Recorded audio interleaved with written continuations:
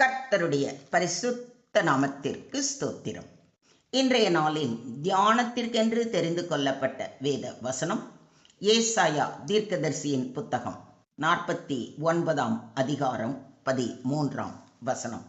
ஏசாயா 49:13. வானங்களே கெம்பீரித்து பாடுங்கள், பூமியே களிகூறு, பர்வதங்களே கெம்பீரமாய் முழங்குங்கள். கர்த்தர் தம்முடைய ஜனத்துக்கு ஆறுதல் செய்தார். சிறுமைப்பட்டிருக்கிற தம்முடையவர்கள் மேல் இரக்கமாய் இருப்பார். Shout for joy, O heavens! Rejoice, O earth! Burst into song, O mountains! For the Lord comforts his people and will have compassion on his afflicted ones. வானங்களே மகிழ்ந்து பாடுங்கள், மண்ணுலகே களிகூறு, மலைகளே அக்களித்து ஆர்ப்பரியுங்கள். ஆண்டவர் தம் மக்களுக்கு ஆறுதல் அளித்துள்ளார். சிறுமையுற்ற தம் மக்கள் மீது இரக்கம் காட்டி உள்ளார். ஆமென். இன்றைய தியான வசனம் தேவனுடைய மக்களுக்கான ஆறுதல், இரக்கம், மீட்பு ஆகியவற்றை அறிவிக்கும் மகிழ்ச்சியான பாடலாகும். இஸ்ரவேல் ஜனங்கள் பாபிலோன் சிறையிருப்பில் துன்பப்பட்டு கொண்டிருந்த காலத்தில் தேவன் அவர்களை மறந்து விடவில்லை என்றும் அவர்களுக்கு விடுதலையும் ஆறுதலையும் அருளப்போகிறார் என்றும் வாக்குத்தத்தம் கொடுக்கிறார். இது குறித்து சற்று ஆழமாக தியானிப்போம். வானங்களே கெம்பீரித்து பாடுங்கள் என்று சொல்லியிருப்பதை கவனியுங்கள். தேவனுடைய இரட்சிப்பின் கிரியைகள் மனிதர்களை மட்டுமல்ல, முழு படைப்பையும் மகிழ்ச்சி அடைய செய்கின்றன. தேவன் செயல்படும் போது வானமும் பூமியும் அவருடைய மகிமையை அறிவிக்கின்றன. வானங்கள் மகிழ்ந்து பூமி பூரிப்பாகி சமுத்திரமும் அதன் நிறைவும் முழங்குவதாக என்று சங்கீதக்காரன் கூறுவதை சங்கீதம் 96:11 வாசிக்கிறோம். இது தேவனுடைய செயல்கள் எவ்வளவு மகத்துவமானவை என்பதை வெளிப்படுத்துகிறது. பூமியே களிகூறு. தேவன் தமது மக்களை மீட்டு கொள்ளும் பொழுது பூமி எங்கும் சந்தோஷம் உண்டாகிறது. துக்கம் மகிழ்ச்சியாக மாறுகிறது. அடிமைத்தனம் விடுதலையாக மாறுகிறது. கண்ணீர் துதியாக மாறுகிறது. பர்வதங்களே கெம்பீரமாய் முழங்குங்கள் என்று சொல்லப்பட்டிருப்பதையும் கவனியுங்கள். வேதாகமத்தில் மலைகள் நிலைத்தன்மையையும் வல்லமையையும் குறிக்கின்றன. மலைகள் கூட தேவனுடைய கிரியைகளை பார்த்து மகிழ்ச்சியில் முழங்குகின்றன. கர்த்தருக்கு முன்பாக ஆறுகள் கைகொட்டி பர்வதங்கள் ஏகமாய் கெம்பீரித்து பாடக்கடவது என்று கூறியிருப்பதை சங்கீதம் 98:8 வாசிக்கிறோம். கர்த்தர் தம்முடைய ஜனத்துக்கு ஆறுதல் செய்தார் என்று சொல்லியிருப்பதுதான் இந்த வசனத்தின் மைய செய்தி. தேவன் தமது மக்களின் கண்ணீரை பார்க்கிறார். அவர்களின் வேதனையை அறிகிறார். அவர்களை ஆறுதல் படுத்துகிறார். என் ஜனத்தை ஆற்றுங்கள், தேற்றுங்கள் என்று கூறுவதை ஏசாயா 40:1 வாசிக்கிறோம். தேவன் தம்முடைய மக்களை ஒருபோதும் கைவிடுவது இல்லை. சிறுமைப்பட்டிருக்கிற தம்முடையவர்கள் மேல் இரக்கமாய் இருப்பார் என்று சொல்லியிருப்பதை கவனியுங்கள். சிறுமைப்பட்டவர்கள் என்றால் மனவேதனையில் இருப்பவர்கள், ஒதுக்கப்பட்டவர்கள், காயப்பட்ட இருதயம் உள்ளவர்கள், துன்பத்தில் இருப்பவர்கள். இவர்கள் மேல் தேவன் விசேஷமான இரக்கத்தை காட்டுகிறார். நொறுங்குண்ட இருதயம் உள்ளவர்களுக்கு கர்த்தர் சமீபமாய் இருந்து நறுங்குண்ட ஆவி உள்ளவர்களை ரட்சிக்கிறார் என்பதை சங்கீதம் 34:18 வாசித்து அறிகிறோம். பயப்படாதே, நான் உன்னோடு இருக்கிறேன் என்று துன்பத்தின் மத்தியில் தேவன் தமது பிரசன்னத்தை வாக்குறுதி செய்கிறார். துயரப்படுகிறவர்கள் பாக்கியவான்கள், அவர்கள் ஆறுதல் அடைவார்கள் என்று நம்முடைய ஆண்டவராகிய இயேசு கிறிஸ்து கூறுவதை மத்தேயு 5:4 வாசிக்கிறோம்.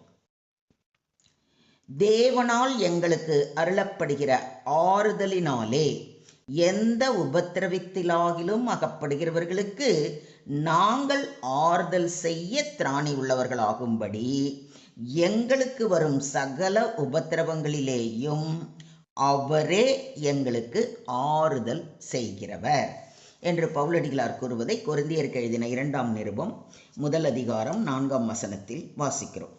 சகல ஆறுதலின் தேவன் தாமே நம்மை ஆறுதல் படுத்தும் பொழுது நாம் பெறும் ஆறுதலை மற்றவர்களுக்கும் பகிர்ந்து கொள்ள வேண்டும். அவர்களுடைய கண்ணீர் யாவையும் தேவன் துடைப்பார் என்று வாக்களித்திருப்பதை வெளிப்படுத்தல் 21:4 வாசிக்கிறோம். மொத்தத்தில் இன்றைய தியான வசனம் மூலம் நாம் கற்றுக்கொள்ளும் பாடம், தேவனுடைய இரட்சிப்பு முழு படைப்பையும் மகிழ்ச்சி அடைய செய்கிறது. வானங்கள் பாடுகின்றன, பூமி களி கூறுகிறது, மலைகள் முழங்குகின்றன. தேவன் தமது மக்களின் கண்ணீரை காண்கிறார். அவர் மறந்து விடுவதில்லை. அவர் நம்முடைய வேதனையை அறிகிறார். அவர் நம்மை தேற்றுகிறார். தேவன் சிறுமைப்பட்டவர்கள் மேல் இரக்கமாய் இருக்கிறார். உடைந்த இருதயங்களை குணமாக்குகிறார். நம்பிக்கையற்றவர்களுக்கு நம்பிக்கை தருகிறார். கண்ணீரை சந்தோஷமாக மாற்றுகிறார். தேவனுடைய ஆறுதல் நம்மை துதிக்கச் செய்கிறது. துக்கம் துதியாய் மாறுகிறது. சுமை சாட்சியாக மாறுகிறது. வேதனை வெற்றியாக மாறுகிறது. சுருக்கமாக சொல்வதானால், எந்த சூழ்நிலையிலும் தேவன் நம்மை மறக்க மாட்டார். கண்ணீரின் நடுவிலும் தேவன் செயல்படுகிறார். நம்முடைய துன்பம் நிரந்தரம் அல்ல. தேவனுடைய இரக்கம் ஒவ்வொரு காலையிலும் புதிதாய் இருக்கிறது. ஆறுதல் பெற்ற நாம் மற்றவர்களுக்கும் ஆறுதலாக இருக்க வேண்டும். இதை விசுவாசிக்கிறீங்களா? இன்றைய தியான வசனம் நமக்கு ஒரு மகத்தான நம்பிக்கையை அளிக்கிறது. நாம் துக்கப்படும் போது தேவன் நம்மை பார்க்கிறார். நாம் சிறுமைப்படும்போது தேவன் நம்மை உயர்த்துகிறார். நாம் அழும்போது அவர் ஆறுதல் அளிக்கிறார். ஆகையால் எந்த நிலையிலும் சோர்ந்து போகாமல் ஆறுதலின் தேவனாகிய கர்த்தரை நம்பி நிலைத்திருப்போம். தேவன் தாமே நம்முடைய வாழ்க்கையில் தமது சமாதானத்தையும் ஆறுதலையும் ஞானத்தையும் பலத்தையும் நாள்தோறும் பெருக பண்ணுவாராக. தேவனுக்கே மகிமை உண்டாவதாக. Today's verse is a joyful call for all creation to rejoice because God comforts his people and shows mercy to those who suffer. The verse reminds us that God never forgets his children. He sees their tears, understands their pain, and brings comfort, hope, and restoration. Just as the heaven and earth and mountains rejoice in God's salvation, believers are called to trust in his unfailing compassion and celebrate his faithfulness. God is the God of comfort. He sees our suffering, remembers us in our affliction, and surrounds us with his mercy and hope. Do you believe this? ஸ்தோத்திரம் ஆண்டவரே, ஸ்தோத்திரம் கர்த்தாவே, ஸ்தோத்திரம் ஸ்தோத்திரம் ஸ்தோத்திரம். அன்பின் பரலோக பிதாவே, எங்கள் துக்கங்களையும் கண்ணீர்களையும் அறிந்திருக்கும் ஆறுதலின் தேவனே, உம்மை துதிக்கிறோம், ஸ்தோத்தரிக்கிறோம் அப்பா. இன்றைய வசனத்தில் வாக்குத்தத்தம் செய்தபடி சிறுமைப்பட்டிருக்கிற உம்முடைய பிள்ளைகள் மேல் இரக்கமாயிருக்கிற கிருபைக்காக நன்றி செலுத்துகிறோம். கர்த்தாவே, மனசோர்விலும் துன்பங்களிலும் போராடி கொண்டிருக்கும் உம்முடைய பிள்ளைகளுக்கு ஆறுதலையும் தேறுதலையும் தந்து உடைந்த உள்ளங்களை குணமாக்க வேண்டுகிறோம். நம்பிக்கை இழந்தவர்களுக்கு புதிய நம்பிக்கையை அருள வேண்டுகிறோம். எங்கள் வாழ்க்கையில் உம்முடைய ஆறுதலையும் சமாதானத்தையும் அனுபவிக்கச் செய்யும். எங்கள் கண்ணீரை ஆனந்தமாகவும் எங்கள் வேதனையை சாட்சியாகவும் மாற்றும். உம்முடைய இரக்கமும் அன்பும் எந்நாளும் எங்களை வழி நடத்த வேண்டி முற்றிலுமாக எங்களை தாழ்த்தி உம்முடைய கரங்களிலே ஒப்பு கொடுக்கிறோம். நீங்க பொறுப்பு எடுத்துக்கோங்க, நீங்க வழி நடத்துங்க. சகல துதி கன மகிமை யாவையும் ஒருவருக்கே செலுத்துகிறோம். மீட்பர் இயேசுவின் மூலம் ஜெபம் கேளும் எங்கள் ஜீவனுள்ள தகப்பனே. ஆமென்.